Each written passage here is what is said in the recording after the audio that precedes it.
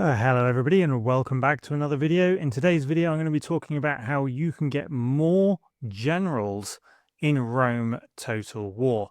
Now, as you play the game, chances are obviously you're going to be getting more settlements and you may want more generals to lead your armies or perhaps carry out administrative functions if you're playing it on a more realistic basis where your settlements need governors.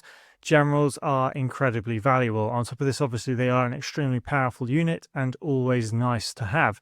Now, a rule of thumb with Rome Total War is as you conquer settlements and expand your empire, the game will try to keep up in terms of making sure that you have a good ratio of generals. The game will do this via several different methods. It will perhaps propose that you, for example, marry off different members of your family to obtain more generals, such as the women, or perhaps they will introduce something such as new births of generals, for example, family members that will inevitably eventually graduate, become men, and then join the army. So you can see here, for example, now I have triggered a suitable husband event where I have the opportunity to effectively betroth Fadia Julius here, one of the women in my faction, to this gentleman, Marcellus Perseus. We can see here also he's got traits and we have the option to either accept or decline the proposal. I'm going to go ahead and accept.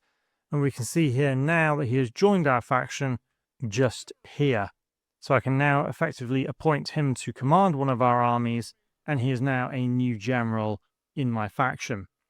Another option that you have to also get generals here is actually by separating out your troops. So if, for example, here I removed this general and we are then left with a group of soldiers here, we can see here that they are governed currently by Captain Publius of our faction. If I was to use this current stack of troops and engage the enemy and win a fight, that could trigger a Man of the Hour event.